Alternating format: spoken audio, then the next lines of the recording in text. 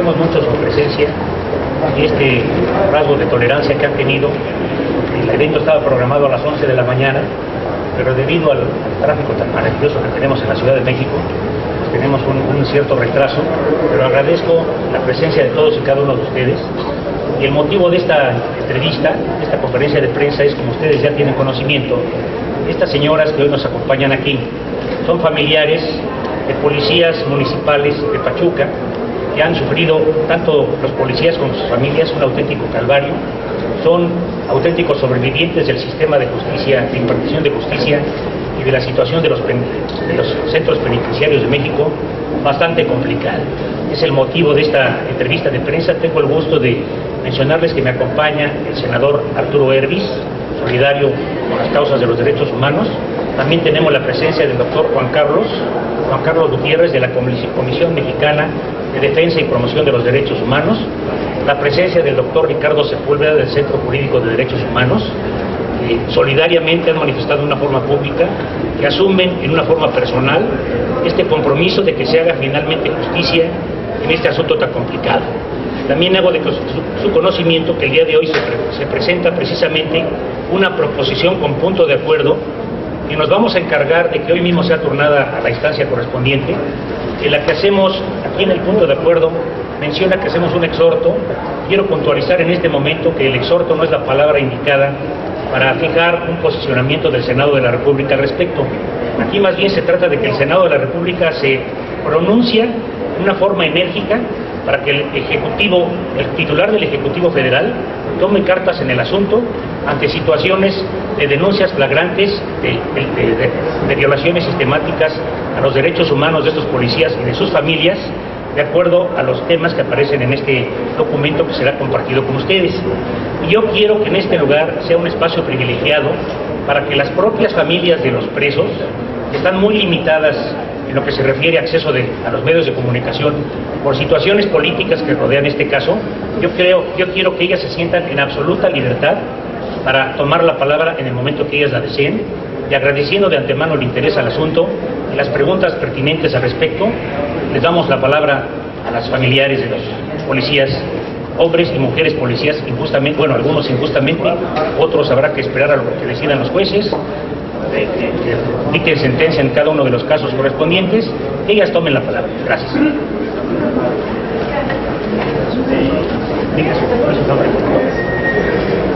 Buenos días, mi nombre es Angélica Nieto Acosta, soy esposa de un policía iradense, su nombre es Jesús Garcés Jiménez. Hace más de 2 años, nuestros familiares fueron detenidos y desde el primer momento de su detención se vulneraron todos sus derechos y todas sus garantías. Fueron detenidos sin documentos judiciales, oficiales, y a través de engaños, de malos tratos, de golpes, de amenazas, de torturas físicas, psicológicas, y además de todo fueron sometidos a arraigo durante 60 y 80 días. Después de ser, durante todo este proceso de arraigo, donde también estuvieron siendo torturados, fueron consignados ante una autoridad judicial que de alguna u otra forma hasta este momento no ha generado resolución alguna en beneficio de nuestros familiares, sabiendo que no existen suficientes elementos de prueba que determinen cuál es su responsabilidad en este asunto. Desgraciadamente, desde el momento de su detención hasta ahora, después de 2 años, las violaciones a las garantías y a los derechos humanos de nuestros familiares siguen presentes, siguen siendo torturados, siguen siendo maltratados, muchos de ellos están gravemente enfermos, presentan altos grados de desnutrición, y las familias, dentro del contexto emocional, pues están prácticamente deshechas. La situación y las estructuras económicas se han derrumbado, y nosotros lo único que pedimos al Estado, que pedimos al gobierno, es un poquito de humanidad, que nos den esa lucecita para poder reencontrarnos con nuestros familiares y para pues enfrentar este proceso con la suficiente dignidad.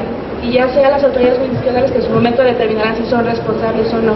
Pero lo importante y lo que consideramos nosotros que es lo más importante es pues guardar la integridad física de nuestros familiares. Muchas gracias. Aprovecho para señalar también la presencia muy solidaria el maestro Martín Patrón es visitador de la Comisión de Derechos Humanos del Distrito Federal. Gracias, maestro, por tu presencia. Hola, buenos días. Mi nombre es Janet López Puebla, soy esposa de un policía hidalguense. Su nombre es José Esteban Olvera Jiménez. Antes que nada, su agradecimiento por toda su atención, ¿verdad?, que nos está poniendo, ya que en estos 2 años nadie, por miedo, por amenaza, no se había indignado a regalarnos 5 minutos para expresar todo nuestro sentir. Mi compañera ya habló de lo legal, vamos a hablar de lo emocional más que nada, porque como madres, esposas, hermanas, mamás, hijos, no se imaginan, es bien bonito estar ahí, hablar, criticar, pero no saben en realidad todo lo que está pasando. Y lo que está pasando es de verdad una desgraciadez porque exactamente como dijo mi compañera, lo legal se verá y pagará quien tenga que pagar si así lo requiere, ¿verdad? Que nosotros en nuestro estado nos han etiquetado así horriblemente. Vamos a pedir trabajo, no nos lo dan porque somos esposas de los policías, de los narcopolicías, como los han mencionado nuestras autoridades, que nos han dado la espalda, desde el gobernador hasta el portero del gobierno.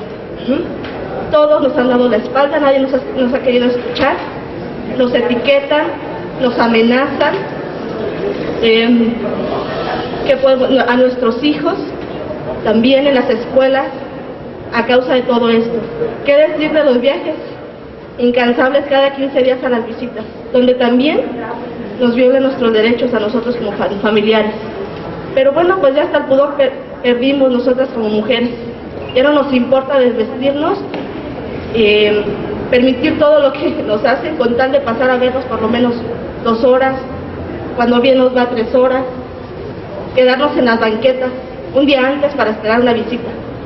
Un día antes, lloviendo, con frío, sin comer, porque obviamente así decimos, no podemos cenar, no podemos comer porque es poco el tiempo que nos dan en vernos y desaprovecharlo en ir al baño, que bueno, ¿para qué les contamos?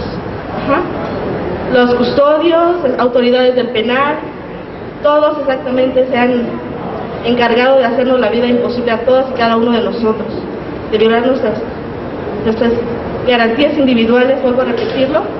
Algunas nos tuvimos que casar ahí para poder ver a nuestros familiares, a pesar de los hijos, a pesar de que tenemos tiempo viviendo con ellos, respaldándolo con documentos, en unas bodas inolvidables, como ya lo he dicho, nos casamos nosotros afuera y ellos esperan, y nos esperamos 4 horas, 5 horas y unos hasta 2 días, un día, para ver si ellos firmaron, para ver si nos pudimos casar, para obtener ese documento, para poder entrar a verlos, porque nos quedamos 3, 4 meses sin verlos, a nuestros familiares, sin contar que las visitas son cada 15 días, fechadas, y si no vamos, obviamente pues no, ya no nos dejan ir después, ya no nos dejan entrar después, ¿sí?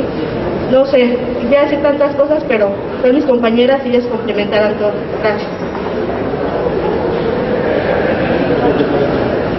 Buenos días, mi nombre es María de Lourdes Uribe Mesa, soy hermana de un policía hidalguense. Mi hermano se llama Alejandro Uribe Mesa, ha sido detenido arbitrariamente, han sido violados todos sus derechos, tanto humanos como constitucionales, y está dentro de un proceso que no se le ve ni pies ni cabeza. Nosotros estamos acudiendo a todos ustedes con la intención de que no nos quedemos callados. Esto es una injusticia. Les agradecemos a los senadores que ellos nos han apoyado, a la Comisión Mexicana que ha estado con nosotros, y considero que así como nosotros estamos viviendo, hay otros muchos más que están en prisiones y desafortunadamente no hay una justicia. Nosotros le pedimos a Dios, a todas las personas que toquen su corazón y que vean realmente que los que son culpables, bueno, pues que tengan que pagar, pero los que no son, no tienen por qué llevarse entre los pies a tantas familias. Han perdido trabajo, casa, han perdido hijos, todo, y muchos de ellos en el trayecto hacia el penal han fallecido.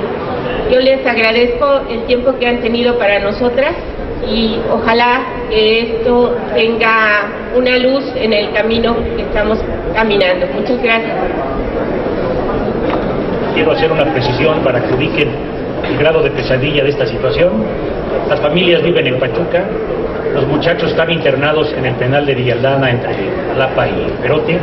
Hay 5 mujeres policías internadas en Villahermosa, Tabasco, y la causa se encuentra radicada en un juez federal en Tepic. Una situación de auténtica pesadilla, y agradecemos la participación del doctor Juan Carlos Gutiérrez para que nos dé una precisión jurídica al respecto. Por favor, doctor.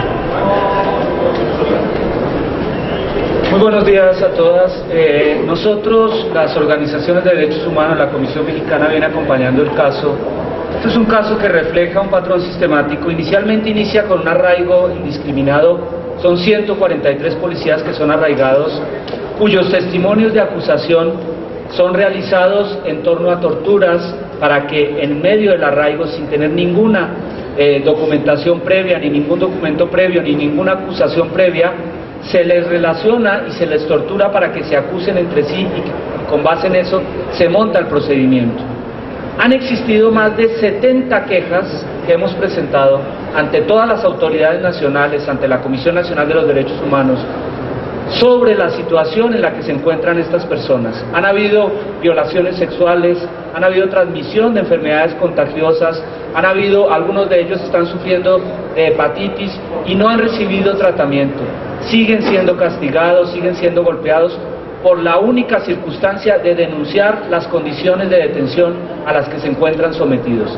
En estos momentos, como dicen los familiares, si bien la justicia tendrá que actuar y analizar la inocencia o responsabilidad de estos policías, nosotros acabamos de presentar ayer una comunicación al relator contra la tortura de Naciones Unidas y a la Comisión Interamericana de Derechos Humanos, exigiéndole a estas dos instancias internacionales que se pronuncien sobre la negligencia y la falta de atención de las autoridades del Estado. Hemos tenido reuniones con la Secretaría de Seguridad Pública, con el Director General de Derechos Humanos de la Secretaría de Seguridad Pública Federal, a cargo del señor García Luna, y no nos han dado ni una sola respuesta, no nos han dado ni una sola acción concreta. Hemos pedido que estos reclusos sean trasladados a otras cárceles, porque en las cárceles, en el Perote, donde están detenidos, siguen siendo sometidos a tortura por las denuncias que vienen haciendo, y la Secretaría de Seguridad Pública Federal, a cargo de estos penales, es incapaz de tomar ninguna acción para garantizar las condiciones o prevenir las condiciones de tortura a las que están sometidas estas personas. Desde aquí nosotros, como Organización de Derechos Humanos, señalamos estos hechos y les decimos al presidente Calderón que estas son las víctimas también de la situación y de la guerra. Estas son las víctimas las que no tienen presencia en los medios de comunicación, las que no están garantizadas por la Procuraduría Social de Víctimas que se acaba de presentar, y estas son las víctimas que nosotros queremos que el Estado asuma como parte de su responsabilidad. Muchas gracias por su atención.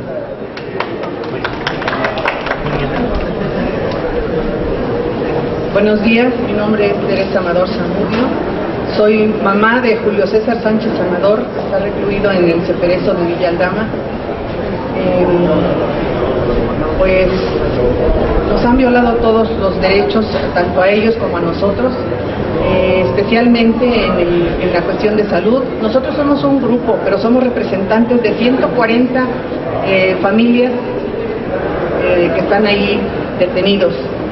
A todos se les ha violado sus derechos humanos, sobre todo en cuestión de salud, porque tenemos más o menos alrededor de 90 gentes muy enfermos en ese lugar. Respecto a mi hijo desde que se lo llevaron por problemas de su trabajo, de operativos que tuvo un poco antes, se le declaró la diabetes y él ha estado muy mal, se ha puesto muy mal, y tenemos 2 años en que no se le da atención médica. Los médicos de derechos de la Comisión de Derechos Humanos de aquí del distrito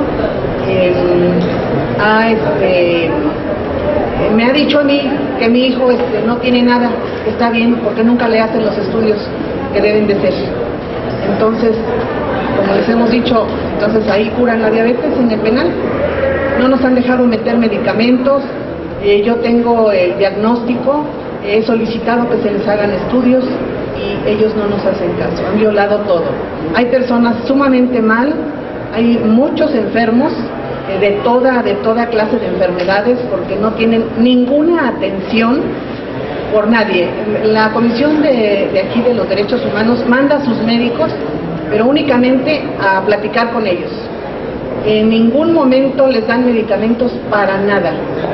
Entonces estamos muy preocupados porque nuestros familiares están en total desamparo respecto a la medicina, a su tratamiento, y pues estamos pidiendo, suplicando, mover voluntades para que ellos sean trasladados a Pachuca, en donde podamos nosotros atenderlos y darles sobre todo el tratamiento médico que requieren.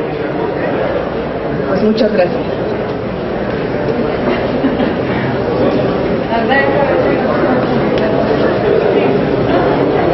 Muy buenos días y gracias por la oportunidad. Hace una semana el Senado de la República, junto con otras instituciones, organizó un foro sobre el sistema penitenciario, en el cual se presentó el caso que hoy se está describiendo por los propios familiares. Y quiero decirles que en esa ocasión se hizo como una de las conclusiones el compromiso de que a raíz de ese foro y con todos los que estábamos ahí, se iba a dar seguimiento para que en este caso se respetaran los derechos humanos y se hiciera justicia de la manera más plena. Con ese motivo, estamos hoy cumpliendo ese compromiso, que es un primer paso.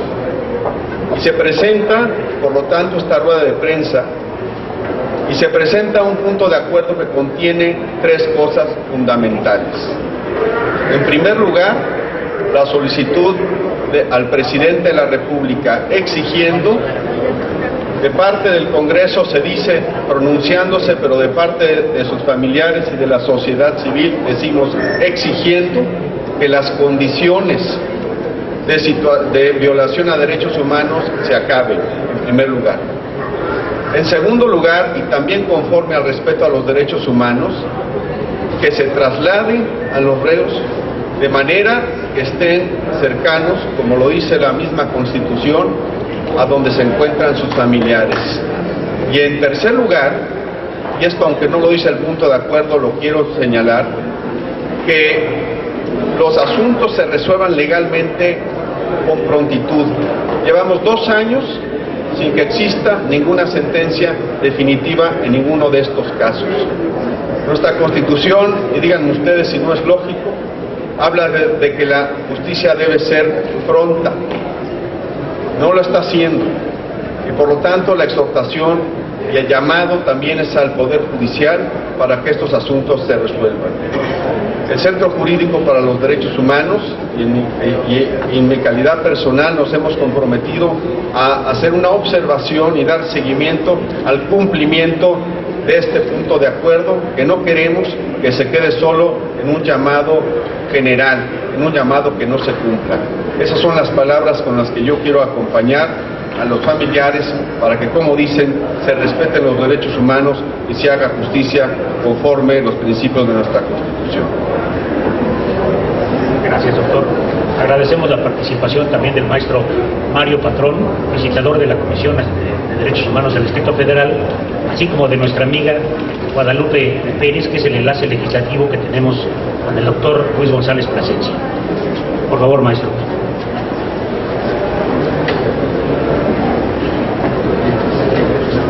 Muy buenos días a todas y todos. Su servidor Mario Patrón, primer visitador de la Comisión de Derechos Humanos del Distrito Federal. Para nosotros una premisa básica es que el país se enfrenta a un contexto de violencia complejo. Sin embargo, consideramos que esquemas de violación a los derechos humanos no son la fórmula adecuada para combatir la delincuencia. El caso que hoy nos presentan los familiares de los policías hoy presos injustamente fue un caso planteado en un foro que alojó el Senado días anteriores sobre prisiones y arraigo. La posición de la Comisión de Derechos Humanos del Distrito Federal implica que este tipo de casos tienen que ser revisados. Son paradigmáticos, representan instituciones sobre las cuales nosotros nos hemos pronunciado anteriormente en contra. Una de ellas es el arraigo. Les recuerdo que la Comisión de Derechos Humanos emitió la recomendación 2/2011 de este año, en donde estamos proponiendo que el arraigo sea derogado, que no se aplique. Para nosotros es una fórmula procesal que violenta garantías individuales de los procesados. Es detener para investigar, detener sin suficientes elementos de cargo. Este caso que hoy nos plantean representa la aplicación discrecional del arraigo. Otro elemento clave que para nosotros representa este caso y que por lo tanto debe ser analizado es que parte de los señalamientos en contra de los policías son consecuencia de un testigo que ha alegado haber sido torturado. Hay un problema estructural en nuestro sistema y que está asociado con el uso de pruebas que son obtenidos por mecanismos ilícitos. Lo que nosotros decimos es que en ese tipo de casos se debe de dar la oportunidad para que los medios probatorios sean analizados y, de ser acreditado que fueron obtenidos por medios ilícitos, tienen que salir del proceso para no ser tomados en cuenta. Nos parece que también este caso es representativo de los problemas estructurales que padece el sistema penitenciario. Un sistema que se convierte en una cadena de violaciones sucesivas y que, como lo muestra este caso, expone a los internos a factores de tratos crueles, inhumanos y degradantes. Enhorabuena por el Senado, por el senador García Salvidea, por mis colegas que han participado en esta rueda de prensa.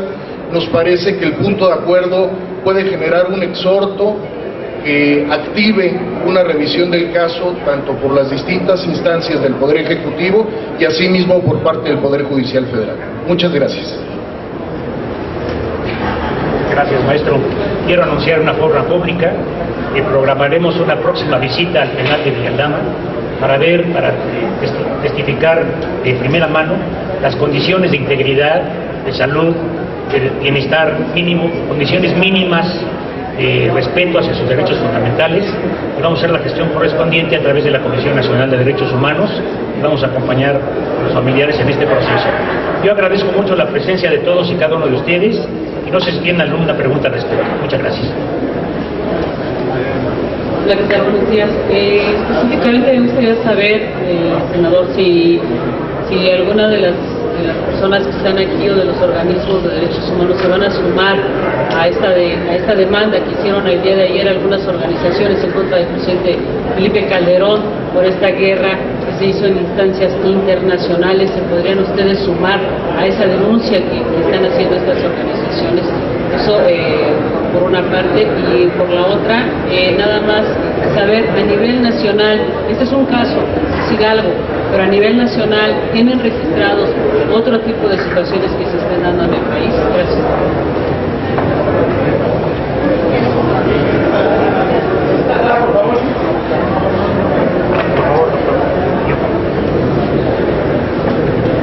El día de hoy estamos pronunciándonos por la resolución de un caso que tiene indicios claros de violación a derechos humanos. Este es el alcance que tiene este pronunciamiento, y ante la pregunta que usted nos hace sobre si las organizaciones que aquí estamos nos sumaríamos a la exigencia o la demanda que han presentado algunas otras organizaciones y mexicanos, yo puedo decirle que el Centro Jurídico para los Derechos Humanos no ha tomado esa decisión. Respecto al otro punto que usted pregunta, sí puedo decir que efectivamente cualquier paso que se da en términos de violación a derechos humanos, estamos seguros que es un paso que se da atrás en el camino de construir una verdadera seguridad en México. Es por eso que con todo énfasis estamos participando en el acompañamiento a este pronunciamiento. Quiero añadir lo siguiente. quiero señalar la relación estrecha que se da entre la situación penitenciaria y el clima de inseguridad que sufrimos en México, con un saldo de más de 50,000 muertos, según cifras oficiales. Es un dato evidente que las cárceles de México en general se han convertido en escuelas del crimen en lugar de centros de reinserción, y personas que son internadas, son recluidas por delitos famélicos para resolver alguna necesidad, son habilitados, son diplomados, son instruidos de una forma categórica y especializada para salir de la cárcel en calidad de criminales, de sicarios y de miembros destacados de la delincuencia organizada. Entonces me parece una situación de escándalo que nosotros desde la Comisión de Derechos Humanos del Senado nos abocamos precisamente por una auténtica reforma penitenciaria. El señor Calderón es indiscutiblemente el responsable, no podemos señalar que haya una culpabilidad, eso se tendrá que establecer en su momento, pero él como responsable de la seguridad nacional, de la seguridad de todos los mexicanos, él tiene que dar cuentas y de alguna manera nosotros en el Senado nos pronunciamos porque se deslinden responsabilidades. En su momento daremos una declaración pública al respecto, pero bienvenida la rendición de cuentas, bienvenida el deslinde de responsabilidades y en su momento que se establezca la responsabilidad de todos y cada uno de los funcionarios públicos. Señora, por favor. En relación a la pregunta que decía que si existían más casos similares, nosotros somos una pequeña muestra de todo este combate a la delincuencia organizada que se ha dado desde el 2008. En nuestro estado, en nuestra sola causa, están inmersos 143 policías. Sin embargo, en nuestro estado ha habido más de 500 detenciones. Ayer el secretario de Seguridad Pública decía que como producto de este combate a la delincuencia, al crimen organizado, ha hecho más de 1,200 detenciones. Yo creo que se quedó corto, porque en nuestro estado por lo menos hay 500. Y estamos hablando de que en Veracruz, en Tamaulipas y en muchos estados de la República se ha seguido este patrón. Tan solo nosotros cuando estábamos en la casa de arraigo, éramos hasta ese momento 101 familias que necesitábamos a nuestros familiares, había decenas de personas que venían de todas partes de la República con casos similares y con el mismo patrón, con testigos protegidos, con imputaciones anónimas y al final de cuentas solamente estaban inmersos dentro de una casa de arraigo para ser investigados y no fueron investigados para ser detenidos. Muchas gracias. Muchas gracias por su atención y buen día. Gracias.